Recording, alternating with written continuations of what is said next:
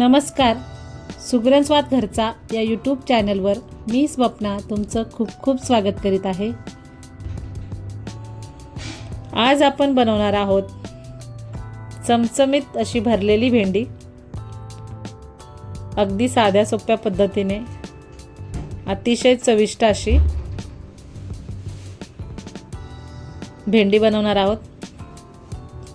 त्यासाठी बघा इथे मी पाव किलो भेंडी अशी स्वच्छ धुवून अशी कपड्यावर ठेवून व्यवस्थित पुसून घेतलेली आहे. भेंडी छान कोरडी करून घ्यायची आहे. अशा लांब लांब छान कोवळ्या भेंड्या मी घेतलेल्या आहेत.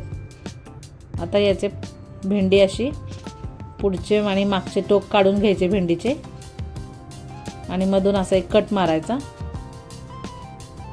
हे बघा या पद्धतीने अशी व्यवस्थित आपण भेंडी अशी कट करून घेणार आहोत. तुम्हाला हवे असल्यास एका भेंडीचे तुम्ही 2 तुकडे केले तरी चालतील. हे बघा या पद्धतीने इथे मी सर्व भेंडी अशी कट करून घेणार आहे. हे बघा इथे पाहू शकताय सगळ्या भेंड्या व्यवस्थित मी कट करून घेतलेल्या आहेत. चला आता आपण त्यासाठी मसाल्यासाठी साहित्य पाहूयात. जिरं घेतलेले आहे, अर्धी वाटी शेंगदाणे, अर्धी वाटी खोबऱ्याचे काप आहेत, 1 मोठा चमचा तीळ घेतलेले आहेत, लसूण आणि कढीपत्ता घेतलेला आहे. आता हे सर्व जिन्नस आपण भाजून घेणार आहोत. हे बघा पॅनमध्ये मी शेंगदाणे घातलेले आहेत. आता शेंगदाणे छान आपल्याला असे खरपूस होईपर्यंत भाजायचे आहेत.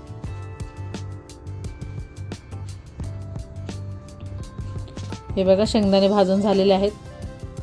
शेंगदाणे आपण एका ताटामध्ये काढून घेऊयात.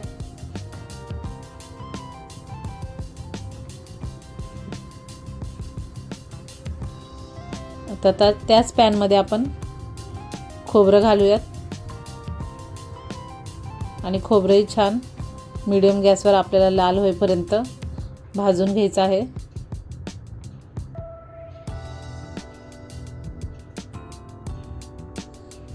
ते पाहू शकता छान खोबरं लाल झालेलं आहे. आता इथे गॅस कमी करून आपण 1 मोठा चमचा तीळ घातलेले आहेत आणि 1 चमचा जिरं घातलेलं आहे. आता हे छान भाजून घ्यायचंय. तीळ तुम्हाला नसले घालायचे तरी चालतील, फक्त खोबरं घातलं तरी चालेल, पण छान लागतात, नक्की घाला. आता लसणाच्या पाकळ्या आणि 5 ते 6 कढीपत्त्याची पाने यामध्ये घालायची आणि व्यवस्थित आपण हे छान भाजून घेणार आहोत. हे बघा इथे पाहू शकता व्यवस्थित मी भाजून घेतलेला आहे. गॅस बंद करूयात आणि आपला हा मसाला पूर्ण थंड झाला की मिक्सरच्या भांड्यामध्ये घालून व्यवस्थित याची बारीक अशी पावडर करून घ्यायची. हे बघा या पद्धतीने मी खोबरं असं छान बारीक करून घेतलेलं आहे. आता त्याच्यामध्ये आपण शेंगदाणे घालायचे आहेत आणि शेंगदाणे एकदाच फिरवायचे आहेत. हे बघा या पद्धतीने इथे मी व्यवस्थित वाटण करून घेतलेलं आहे.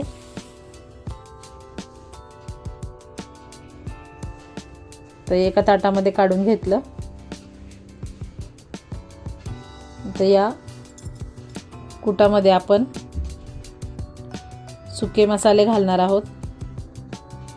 लाल तिखट घेतलं 1 चमचाभर, 1 चमचा धनेपूड, गरम मसाला 1 चमचा, अर्धा चमचा हळद घेतलेली आहे.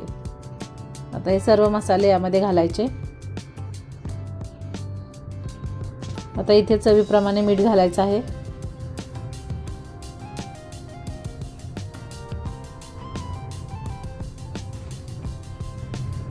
आता हे व्यवस्थित मीठ घातल्यानंतर छान एकजीव करून घ्यायचं.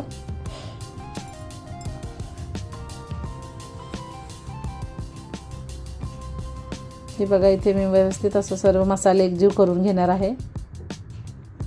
तर यामध्ये घालायची बारीक चिरलेली कोथिंबीर आणि इथे आपण 1 चमचाभर तेल घालणार आहोत.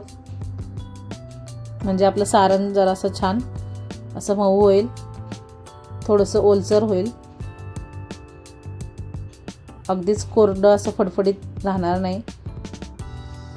तर व्यवस्थित हे तेल आपण असं चोळून यामध्ये मिक्स करून घ्यायचं. हे बघा इथं पाहू शकताय सारण आपलं तयार झालेलं आहे. आता एक एक भेंडीमध्ये छान असं दाबून मी हे सारण भरून घेणार आहे.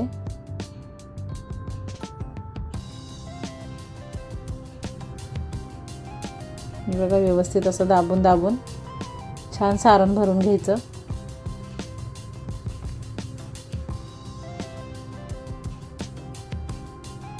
आणि आता इथं सर्व भेंड्यांमध्ये असंच हे सारण मी भरून घेणार आहे.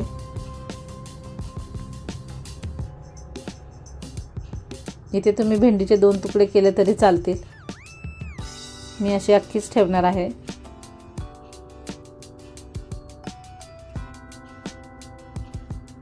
हे बघा या पद्धतीने व्यवस्थित सारण भरायचं आहे.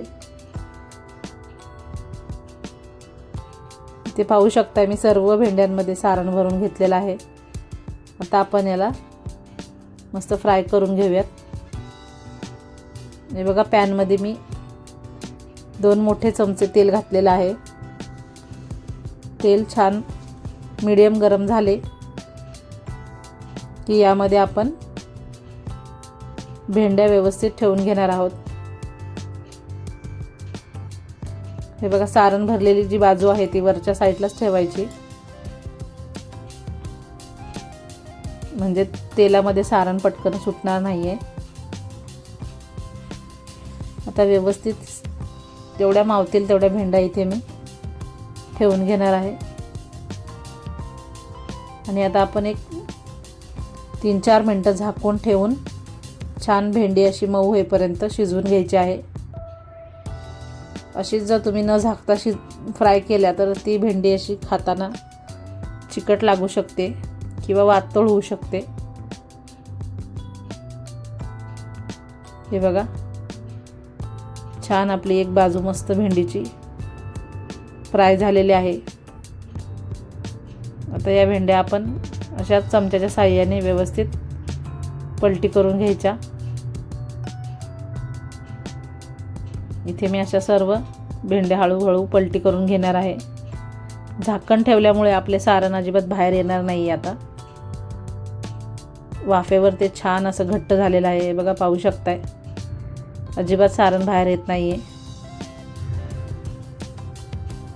अशा उलटपुलट करून व्यवस्थित सर्व बाजूने आपण ह्या भेंड्या अशा छान खरपूस भाजून घ्यायच्या आहेत. हे बघा इथे छान व्यवस्थित मी भेंड्या व्यवस्थित शिजवून घेतलेल्या आहेत. आता पुन्हा आपण 1 मिनिटभर थोडंसं झाकण ठेवून वाफवून घेणार आहोत. हे बघा आपली भेंड्या छान फ्राय झालेल्या आहेत. याच पद्धतीने मी सर्व भेंड्या इथे छान तळून घेणार आहे. अजिबात घाई गडबड करायची नाही. झाकण ठेवून पहिल्यांदा भेंडी शिजवायची आहे. हे बघा व्यवस्थित आपला मसाला आतपर्यंत तसाच राहिलेला आहे, अजिबात सुटलेला नाही आहे. अतिशय चटपटीत आणि चवदार अशी आपली भरलेली भेंडी तयार झालेली आहे. ही भेंडी तुम्ही चपातीबरोबर भाकरीबरोबर खाऊ शकता. अतिशय खायला छान लागते. नक्की करून पहा. आणि रेसिपी आवडल्यास चॅनलला लाईक, कमेंट आणि सबस्क्राईब करायला विसरू नका. धन्यवाद.